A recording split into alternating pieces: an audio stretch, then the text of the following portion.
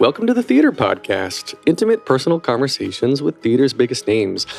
This episode, I'm so excited to share with you. This is the first producer we've had on the podcast here with Dori Berinstein. She's a 4-time Tony Award-winning producer. She's won Emmys. She's won the Robert Whitehead Award from the Commercial Theater Institute. Gosh, she worked in Morgan Stanley, and she's worked at been to Harvard Business School and the Yale School of Drama. I'll get into all of this in the interview. It was such an amazing conversation to talk with her. She got her start as the production supervisor for Dirty Dancing years and years and years ago. I guess that wasn't her start, but that was like one of the first big projects she was involved with. Just a super nice woman, involved with everything, currently producing the Prom on Broadway. And of course, we hope that gets some Tony attention coming up in the upcoming season. But gosh, Dori just impressed me so much. Like researching her, I would have not have guessed that she would have been as humble as she was. You'll hear in the interview, I had to pull this information out of her because she's not one to toot her own horn. She's not one to really promote herself. She just does what she does, and she does it really well, and she's very focused, and she gets stuff done. So enjoyed this episode here with Dori Berinstein, theater producer, and she does documentaries, she does films, she does everything. I'm so excited to share this with you, so please enjoy this one. As always, you can find me online, theater_podcast on Instagram and Twitter. Send me some feedback via feedback at thetheaterpodcast.com. Of course, thetheaterpodcast.com on the web, facebook.com/officialtheaterpodcast. And maybe that's it. Maybe there's more. I don't know. I say this all the time and I still forget everything. So anyway, enjoy this episode with Dori Berinstein. Here you go. Here you go. 1, 2, 3.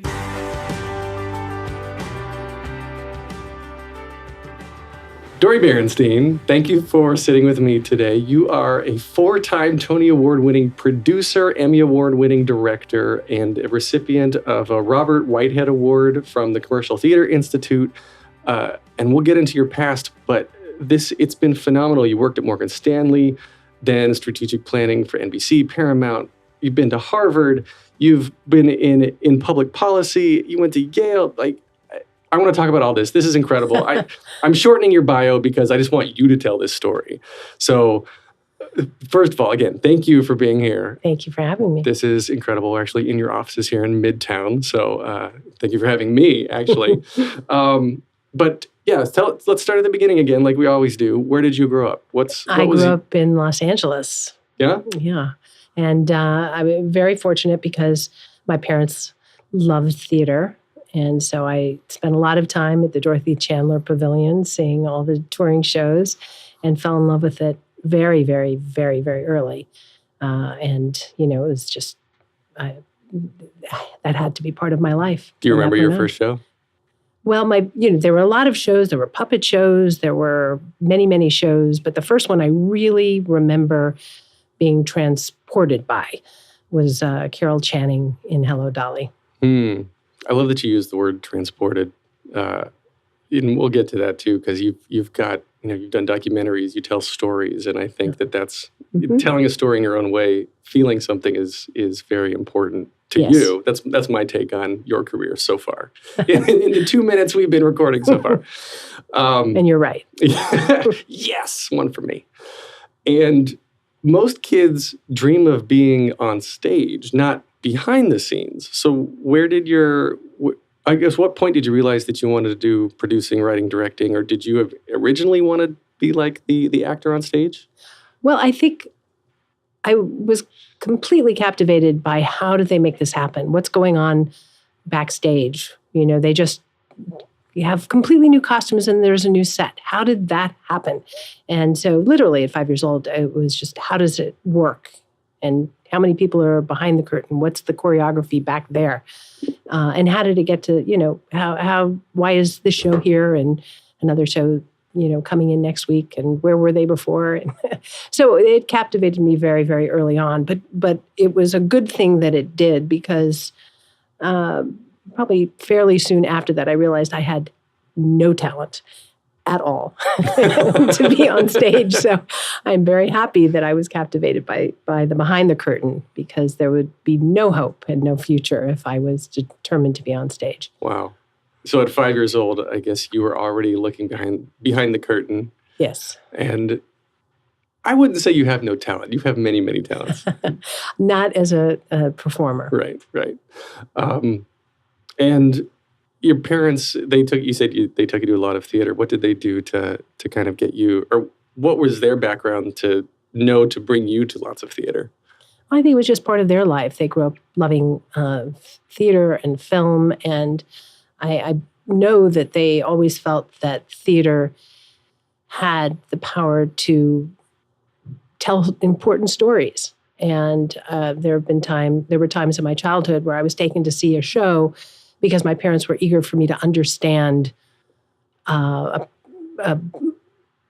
way the world was working in a particular area, or, social issues. And they felt that theater really could tell these stories in an impactful way. So I think it was a joy for them. And also there was so much learning to come from theater. Mm-hmm. So it was part of my education as well as part of my entertainment. Well, kudos to your parents for instilling that need for storytelling so young. Yeah. And then kind of fast forward a few years. You stayed in LA all up and through high school and everything? Yes. Yeah? Yes. And then what was college? College was, I had in high school took a path because there was no opportunity for the behind the curtain at my high school. I went to Pali High, which there were a lot of television shows and films that were made there, and I was an extra in Rocky and Carrie, which is ironic given the prom. But there was no opportunity for somebody who could not be on stage, So I channeled my eagerness to produce, I guess, to student government and journalism. So I was student body president, the editor of the paper, and all that. And so that was kind of the trajectory I was on when I went off to college, and also an athlete. So those are the areas that I really focused in college and high school. What sports did you play? I was a gymnast. Yeah? Yes. Oh, that's fun. Yes. Loved it. I did rings. Rings and parallel bars. Yes. Yeah. Absolutely. God, that was so long ago when I was a wee lad. Yeah, that was a lot of fun. Okay, so then go to college. Yes. So and you went to Harvard Business at this point? Or Smith undergrad, and then Yale and Harvard graduate school. And what was so great in college is I was able to combine majors. And I put economics and theater together, and they let me do that, which was so great. And so I really was able to study the economics of theater, because it was not a theater school by any means. I mean, they had a great theater program, but not the business of theater. Mm-hmm. And there was no film program. And so it really was an excuse to seek out people who had this expertise and to learn as much as I could, because I didn't have any access to that world. So it was a great opportunity just to immerse myself in reading and talking to people about the business of our business. Mm-hmm. And were you teaching yourself kind of as you went, because there was nobody there who was an expert on this? Well, yes, but I also had incredible mentors that they guided me to focus on the public policy and the arts, and there were people that had expertise in that sort of thing, and that's something that led me to the Kennedy School for graduate school at Harvard, because I was able to really immerse myself in understanding government support of the arts and the power of arts and arts education, and all of that fascinated me. And it wasn't exactly producing or anything like that, but it really was my love of the arts and helped me have a broader appreciation and understanding for how art is created and how art is funded. Mm-hmm. So at this point in your life and your career, I guess you hadn't really started working yet, did you still... Was producing always the end goal, or were you just looking to get into the economics? Like, what did you want to do with this education you were getting at this time?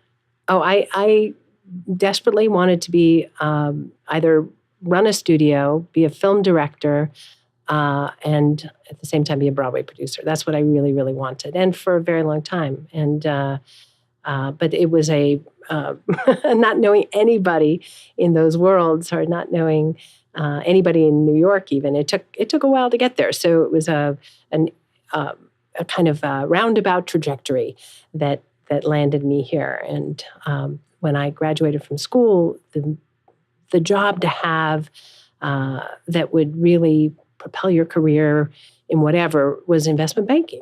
And at Morgan Stanley in mergers and acquisitions was kind of the dream job. And I had no interest whatsoever in being an investment banker, but all of the people who I admired, mentors, my dad, they all felt getting a foundation in business and finance was a very smart thing to do, whatever my future would be. So that's what I did. And it was wonderful because it brought me to New York. And so the way it worked way back then, before cell phones and email and all that, is we had beepers. And when you were on a deal, it was full focus. It was 24 hours a day. You lived at the office. But when you were not on a deal, you were on a beeper. And so I could live at theater. And it was the first time I could immerse myself in everything Broadway and see every show I could until I got beeped out. And then I'd have to go back to the office. Oh. So I saw the half of many shows, unfortunately. But it really served me well. I think it was great to have that as a foundation for all sorts of things I did in the future. But it was not my destiny. Yeah, I don't think you knowing what I know about your personality, doesn't sound like you would have fun there. And I think you and I sort of had a little bit of similar paths in the same way. I got a computer science degree. So kind of like the investment banking of my time graduating college. Absolutely. Yeah. So that's what I fell back on when I realized my talent wasn't going where I wanted it to go. So it's been an interesting trajectory, to say the least. What a great skill to have. That's fantastic. No, I mean, it allows all sorts of knowledge and technical side. And that's part of why I too am interested so much about the behind the scenes and how this comes to fruition. And, I chat with all these people and these casts, and it takes years and years and years for a show to get it sure does to Broadway, if it gets to Broadway. And that nobody talks about that. Yeah. And so let's talk about that, actually. Well, I've got more career questions, but we'll stick with that for now. You're a typical show. Let's take The Prom. Currently just opened, amazing, getting great reviews. How did it start? How did you get involved? And tell me the whole story. Sure. Jack Vertel, who is a tremendous Broadway producer and has written kind of preeminent book on musical theater, had an idea. And it was basically the premise for the show. And he thought it would make a great musical. And it was inspired by things that he had been hearing in the news, not a particular idea, but many different things, sadly, that were happening in the world. But with the added glitter of the Broadway community looking to save the day and swoop down to save the day. So he pitched this idea, or shared this idea really, with Casey Nicola, our director, choreographer. And Casey loved it. And he was working at the time with Bob Martin and Matthew Sklar and Chad Beglin on Elf. And Jack felt that they'd be fantastic for it. With Beth? Yes, of course, with Beth. And they loved it and got on board. And then Casey and I go way back, because he was involved in Thoroughly Modern Millie, and I was a producer on Millie.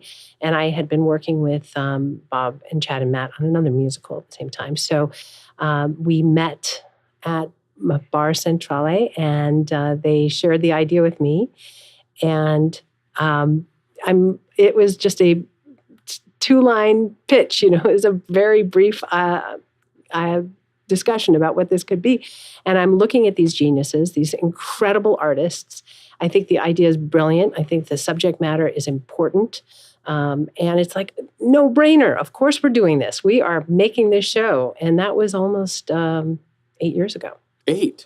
February 2011, yes. Wow. Yeah. And And then soon after that, my producing partner on the show, Bill Damashki, joined, and we were off and running. And, these things take a long time because obviously Casey, Bob, Matt, and Chad all have many important projects that they're working on the same time. So to get everybody in the same room takes a little while. But this, from day one, was different than any show that we had all ever worked on, because it was a deep labor of love, and it was a priority in an emotional sense, not just practically. And so it was something that we all just went into eyes wide open, full speed, with a giant heart. And well, okay, so then that was 8 years ago. What were the stages? What was the timeline of first script and first music, and how do you onboard it? And I guess what I'm trying to get at is give me as much flavor as you can as to what you do in this whole process, Sure. Because for someone who doesn't know what a theater producer does, what's your role in all of this? Well, I'm very fortunate in that I'm a creative producer. So there's some producers that are more focused on the business side. I'm both, and so is Bill Damashki. And so we're very involved in the creative evolution of the show. And so part of it, frankly, is wrangling everybody and getting everybody in the room to work, and everybody is on different projects. And so it's challenging to say, okay, we're blocking off this time, and you guys, we're locking you in a room, and you're going to, work on Act 1.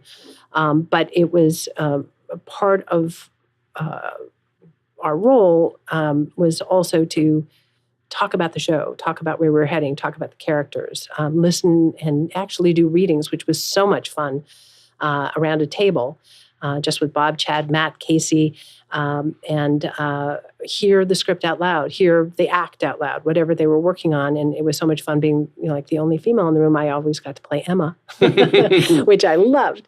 And it was so exciting because the discussion was very emotional, because the story was coming from a very personal place for Casey, for Chad. Casey never got to go to the prom with the person he wanted to go with, though Really? He went to 10 proms. Oh, I have the pictures. So it really came from a place of a very personal place. And also we would talk about that there was a need to move the storytelling forward in this area, and it should be a song, and it should be this, and it should be that, it should have this tone. And Matt is sitting there at the piano. Chad is sitting across from him, with pen in hand, or on his computer, actually. And by the end of the discussion, Matt would say, well, is it something like this? And then he'd play an amazing tune, and Chad would say, and I think the lyrics are something like this. You'd see the song evolve right before your eyes, and it was magical. It was amazing. Wow. And there were wonderful moments when Casey was not there, where we would be in the conference room, and Matt and Chad would play a song like Dance With You for the very first time for Casey over the phone. And, we'd hear his reaction, and, or, in person live. And, just to see it piece by piece start to come together and really understand who these characters are, and, what's motivating them along the way, and how do we represent Broadway, and how do we represent our small town, and how do we walk that fine line so that nobody is the bad guy. But this is a story about love and tolerance and acceptance. And during this whole creative evolution, which really continued right up to opening night, the world continued to change around us constantly. And that also informed the work that was being done. And then, of course, very early in the process, everybody in the room just felt so strongly this was all about Brooks and Beth and Chris Sieber, and so our creative team really wrote the show for them, and we kept talking about that there should be someone like Angie. Casey kept saying, we need an Angie Schwartz type to play this role. And finally he said, what about Angie? Which is so great.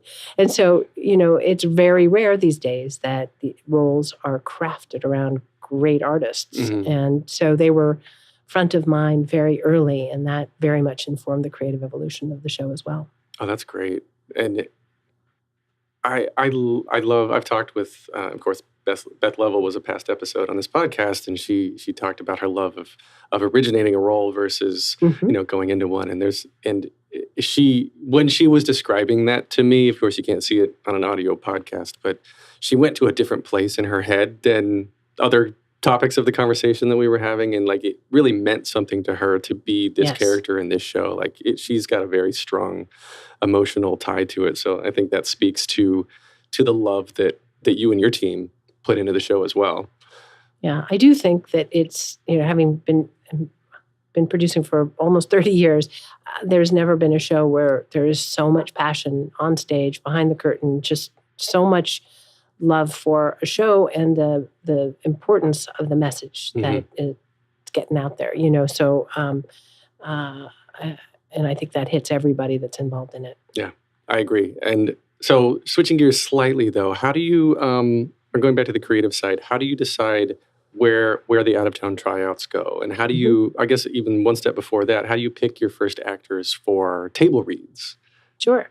Well, Beth and Brooks and Chris and Angie were at the very first table read. And Caitlin was very, I think she was at the 29 hour, which was right after that first table read. So that team was part of it from the very beginning, as soon as actors were involved.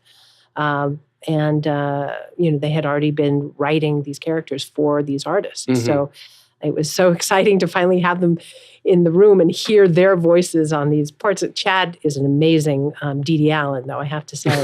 He really gives Beth a run for her money. But it was so great to have these the real performers in the parts. And then as far as the out of town goes, because of our story, it was very, very important that we find a place to do an out of town. First of all, where Casey and our whole team, our designers, everybody would be fully supported, and we'd be able to work the show and evolve the show. So that's first and foremost. You got to be able to do the work. But second, it was really, really important that we are somewhere where we have a very diverse audience, an audience that is not all necessarily, as our show our Broadway folks in our show are liberal Democrats from Broadway. We wanted the most diverse audience possible so that we could make sure that the show was walking that fine line, and that it would be a show that would embrace everyone and welcome everyone, because it's not a show that's just for people who are liberal Democrats from Broadway. So we focused on Atlanta and the Alliance, and it was a spectacular experience for all of us from every angle. Susan Booth and the team there are tremendous, and they so supported our show tremendously, artistically and practically. It was a great home, and the food there is amazing. Everybody gained weight, and poor Ann Roth, our costume designer, had to keep, letting clothes out because everybody was enjoying the Atlanta food. But it was a great place, and we learned so much from the audience there, and that with an out of town is crucial. You really need to listen, because it's the first time your show is in front of an audience. And they're telling you what's working, what's not working, and if we're succeeding in walking that fine line. And it was extraordinary, because we had experiences where people that we didn't know would grab us after the show and say, "This show is so important. I was Mrs. Green, and I did that to my child, and you have to get the show out there so that doesn't happen to any other child ever again." Wow. And it was just heartbreaking, and gave us the confidence to think that we're on the right track here, and we have a lot more work to do, but we're heading in the right direction, and this is an important story to tell. Mm-hmm. Yeah, that's phenomenal feedback. And do you see similar things now at the Stage Door, now that it's opened on Broadway? Do you Oh, hear my about goodness. similar messages? We sure do. I mean, our actors are hear that all the time, and they also hear. Caitlin was just telling me that she has had many people at the Stage Door that have come up to her kids that have said, "The show has given me the confidence to come out and tell my parents who I am, and I'm terrified to do it, but I'm now going to do it." And that our show can help people be who they are, it's a beautiful thing. And at the same time, a lot of these kids are there with their parents, and so that the parents have heard the story about love and acceptance and tolerance. I think that they feel that maybe it's safer to be honest and open and tell their parents, who they are, and that is thrilling. If that show can help the world and make it a better place, we're just would be thrilled. And I think that's what's happening. And so we're ecstatic about that. Well, yeah, and you made history, of course, for same-sex kiss on the Macy's Day Parade, Yes. which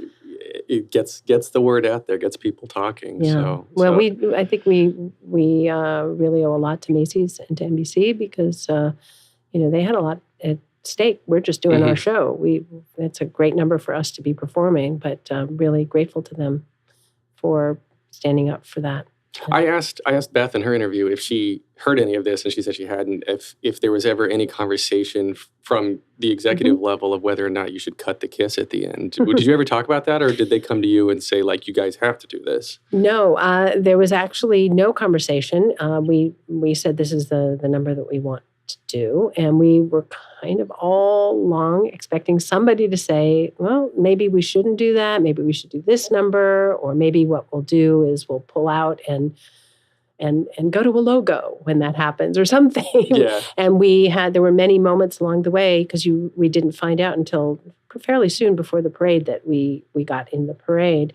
But they came to the show, and then they came to they came to the theater, and we ran through the number for them. There were many touch points where there was the executives were right there, and they had the opportunity to say no, or please do something else, or let's discuss this even. And they didn't. And that's great. They were rock solid with it all the way through, and really impressed and grateful to them. That's great.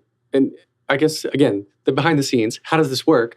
Who chooses who goes in the parade? Did the NBC execs come and all watch the shows and decide what they like, or is it based on ratings or revenue? How does this work? That's really a question for both, mainly Macy's, I think, and NBC, but all the executives came to see the show first, and I think then based on that, we were in the running, and then they discussed internally, and we were so excited to hear that we got it. I don't know all the things that are driving it. I think they wanted a well-rounded group of shows to have on there.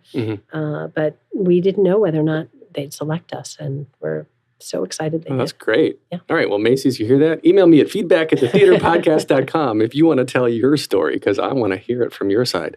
Okay, so let's go back to you. Your first show that you got to Broadway, was that Full Moon? Yes. Was that harder? Or it sounds like the Prom was like, it took 8 years, but it sounds like that's normal. And it sounds like you've got a creative team behind you now that you can trust in, implicitly with all of this work. Getting Full Moon to Broadway. How was that different? Well, it was a little different in that I really, and this goes way back to 94, I didn't know anybody in the theater community, and I wanted so badly to start producing Broadway shows. And I met a producer, Jim Friedberg, who had done many shows that I loved on Broadway, and he was looking to get into the film world. And I, at the time, had done many films and had, knew my way around that world. And so we talked and said, okay, you get me involved in one of your films, and let me tell you, here are the 5 things I'm working on for Broadway. And we went show by show, the various stages of the show, and we landed on, it wasn't Full Moon at the time. It was Bill Irwin and David Shiner that were performing at the Serious Fun Festival. And they were interested in evolving a show with the Reg Clay Rambler Band. And I just fell in love with them. I just thought they were magical and so funny. And I had to be part of that. I just had to do that. And I think if I was a seasoned Broadway producer at that point, and I knew that, here are these two guys, they're clowns, there's no talking. It was very high risk, but I didn't know that. I didn't have enough knowledge. So it was great because it was all about passion. It was all about believing in them and their art. And it was an exciting thing. I also didn't realize that I was stepping into being a general partner producer on my first show. So I was, as opposed to many people who start as a producer in a co-producer capacity, I was like frontline in the beginning, but I didn't know any better.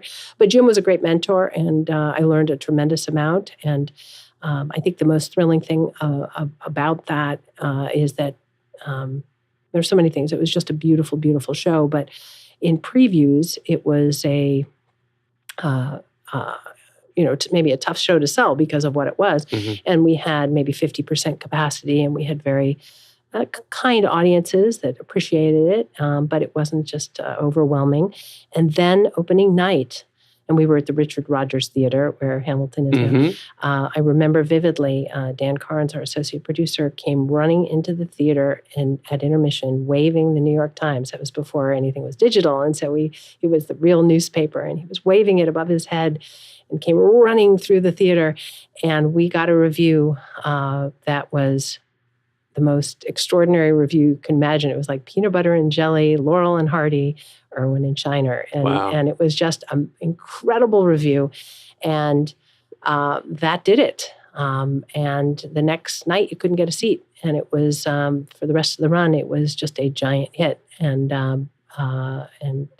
we did it. We ended up producing the show 3 times on Broadway. And eventually, because we weren't really a play, we weren't really a musical, even though there was music in it, they couldn't figure out how to categorize us. And after the 3rd time, they created the special Tony for us. And we got a special Tony for the show. Do you think that's where Girl from the North Country belongs? Maybe that's such a beautiful show. Yeah, but it's not a musical. No. But the music is beautiful. Yes. Yeah. Yeah, I saw it and I was like, this is great, but I don't know how I would categorize it. It's a play with music, anyway. We're not talking about that. Yeah, good point. Yes. But yeah, give them that special Tony. I think that's great. It's off Broadway, but when they get to Broadway, which they will. Speaking of films, though, I wanted to touch on this. You kind of glossed over it. You worked on Dirty Dancing. Yes. Hello. That's great. Supervised production there. But then, you've done lots of film. You do documentaries. And then on Broadway, Full Moon, of course. And then Thoroughly Modern Millie, which has been a hit. One Flew Over the Cuckoo's Nest, The Crucible, Flower Drum Song, Legally Blonde, Who's Afraid of Virginia Woolf, The Prom. Do you like film versus theater more? It sounds like theater is where your real passion is, right? I love both. Really? I love storytelling, and sometimes the stories you're telling really need to be on stage, and sometimes they need to be on screen, and sometimes I love when I get to make a film about theater because it kind of brings my 2 worlds together, and that's thrilling.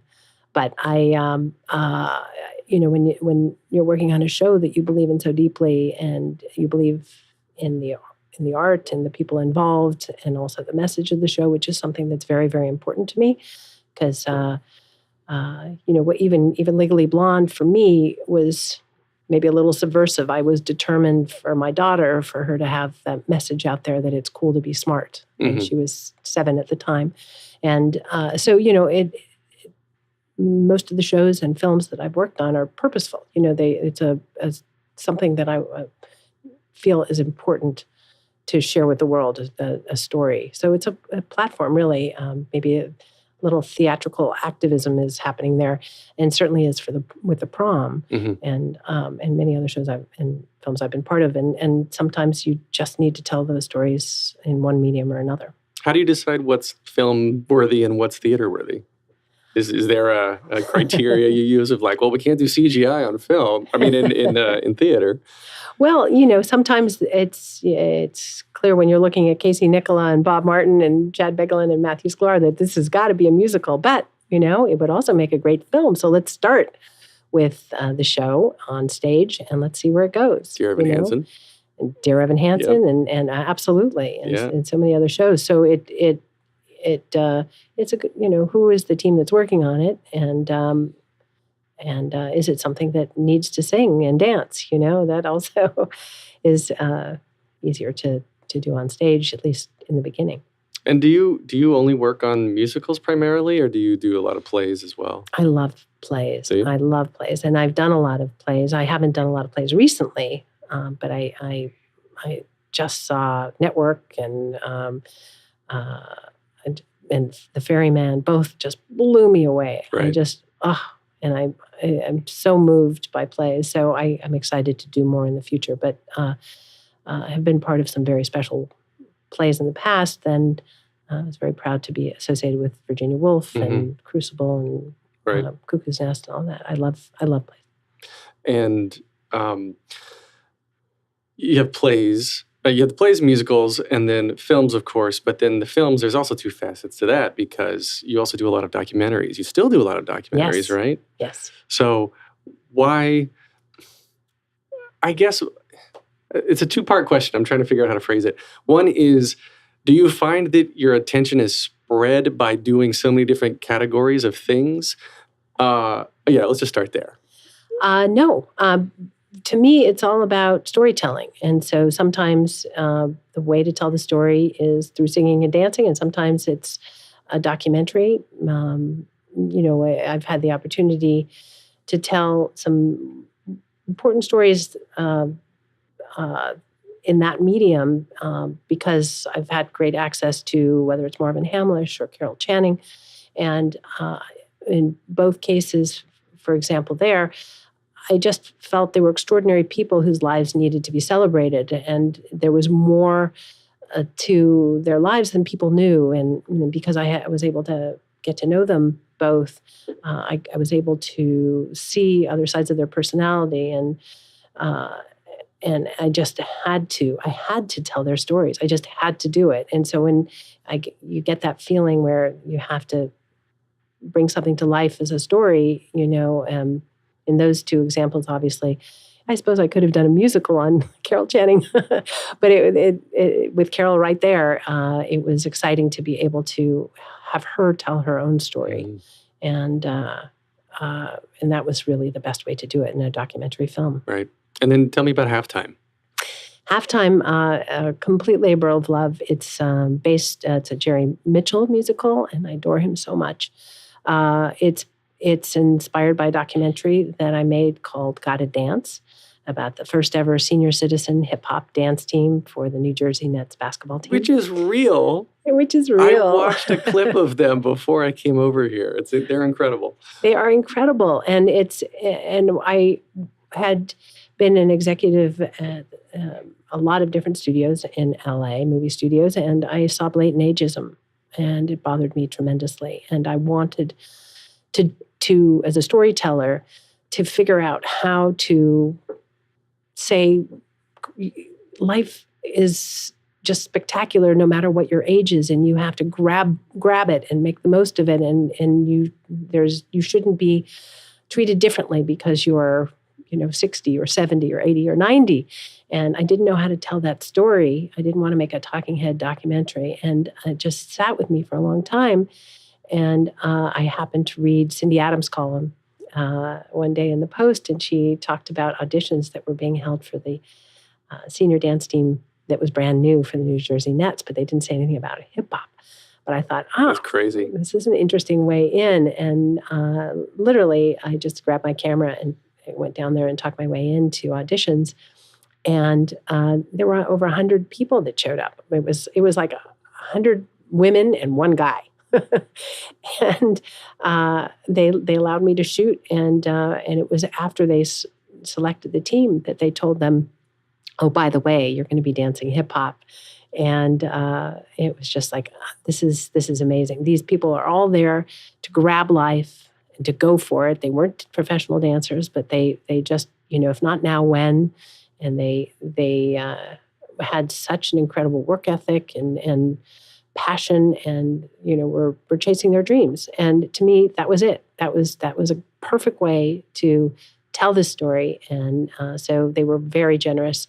The Nets and the NBA and all these incredible people let me into their lives, and I was able to tell that story in a documentary. That's wonderful. Yeah, it was a lot of fun.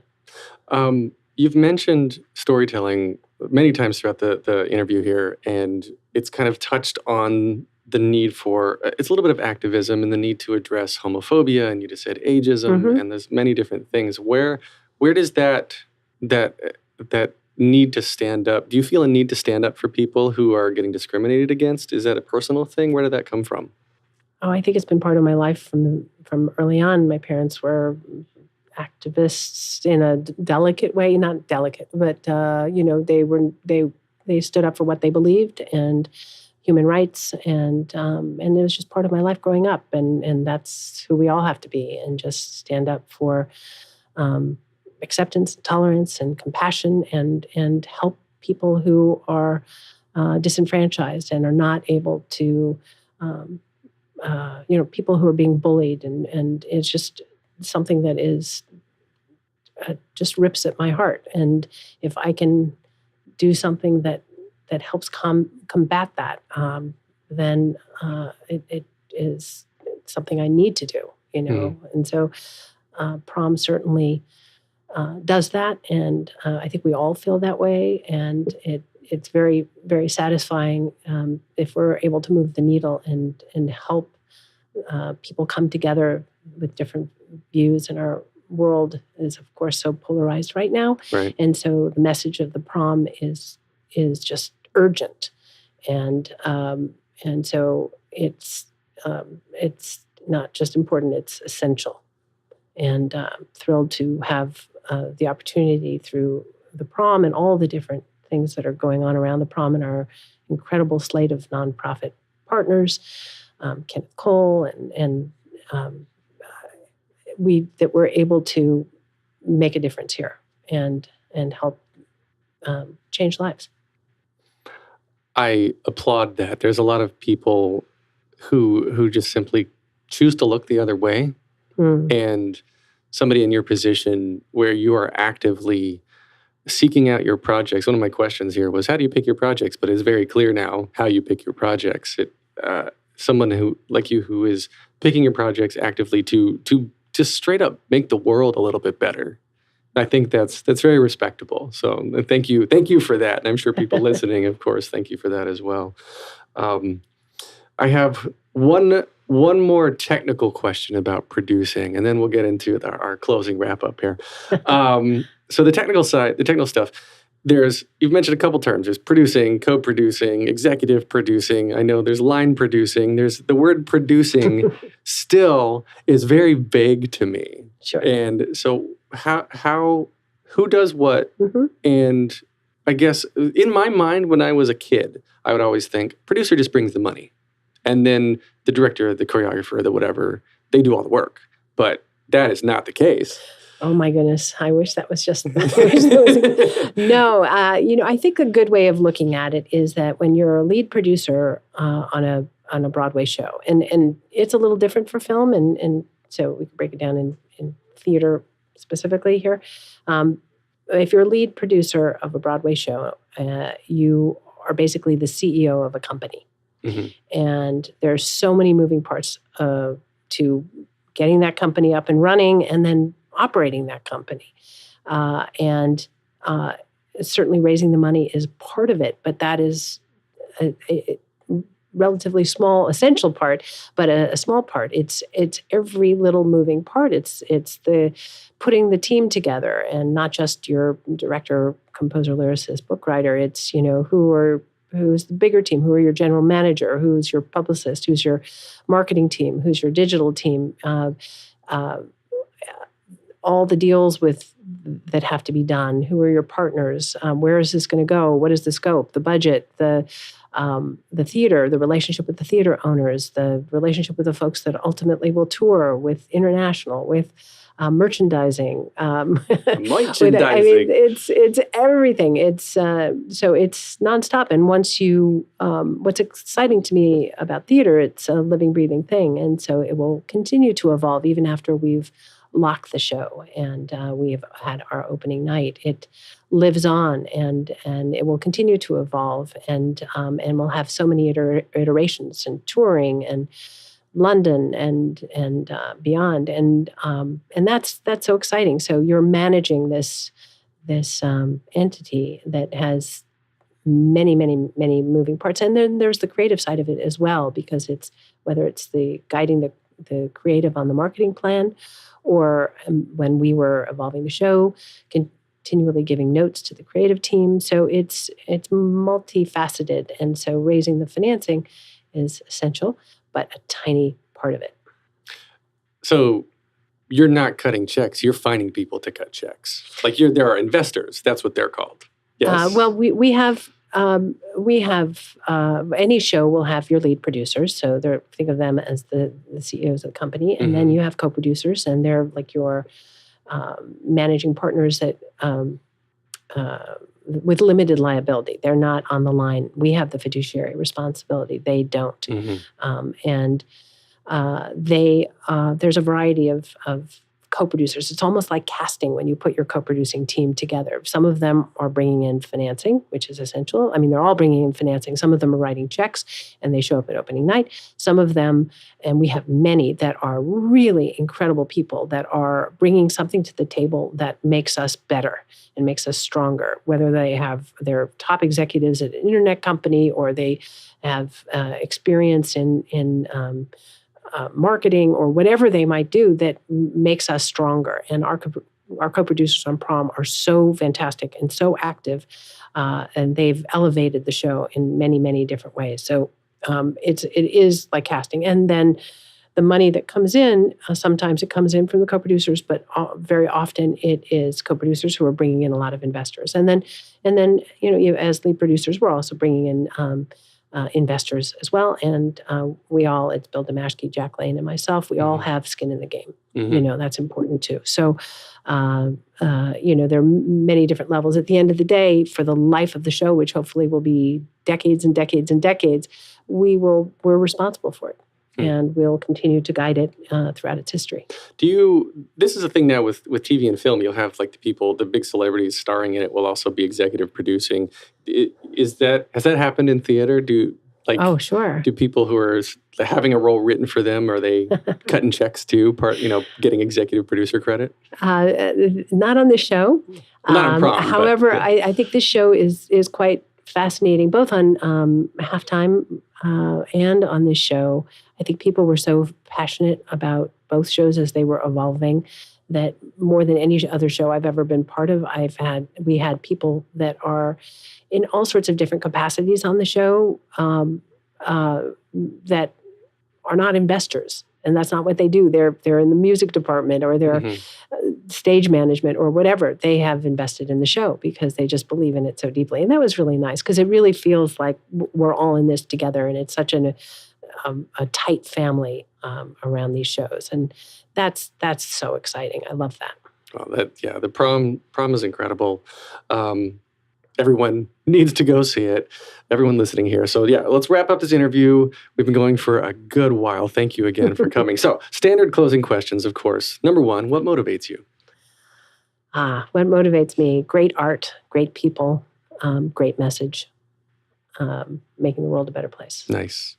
And what advice would you give to your younger self and younger people listening now, starting out down a similar path? I think that the best advice that I ever got, which I'm glad I listened to, and that I would make sure I heard loud and clear and wouldn't have angst over it, is chase your dreams. Do what you want to do, and just do it the best way that you possibly can. Be the best you can be, but go for it. And so if that's film, or that's theater, or that's, whatever it might be, just just go for it and surround yourself with people who know more than you do and that you can learn from, and throw yourself into work that you believe in, because if you don't believe in it, then it's work. And so for me, I don't work. I love what I do, and it's not work. Yeah. And I would add, be okay with rejection and learn from your mistakes. Oh, here. Yeah. I agree completely. Especially in theater, it's all rejection until it's not. and then you get great stuff. Okay, last question. And this might be hard for you because you've created so many. If you could only see one show for the rest of your life, but you can see it as many times as you want, what show would you see? A show that I've been part of? Anything that you've ever seen or not seen. Wow. Well, I have to say it would be the Prom. I just am in awe of our actors and the performances they're bringing to the show. I love the music, and I race over from my office every day to hear Beth Level do The Ladies Improving, and to hear Brooks do Barry's Going to Prom, and to watch our incredible ensemble just kill it on the dance floor. And so I could watch that, and I do, over and over and over again with a giant smile on my face and be very happy. Yeah, it is a wonderful show. So how can people connect with you on social media? I'm on Instagram, Dori.Berinstein. And reach out. And dramaticforces.com. Dramaticforces.com is my website, and all my films are on there. Yeah. And you can get more of me and the Theater Podcast at theater_podcast on Instagram and Twitter, facebook.com/official theater podcast. Write in to feedback@thetheaterpodcast.com if you have any comments, and please give an honest review wherever you're listening now. We are produced by Jillian Hockman. And of course, as always, a big thank you to our friends Jukebox the Ghost for this intro and outro music. Dori, this has been so enlightening. You've been the first producer that I've interviewed. This is so good for me. I'm honored. Yeah, I'm very honored. Thank you so much. Thank you congratulations to you. Thank you. Take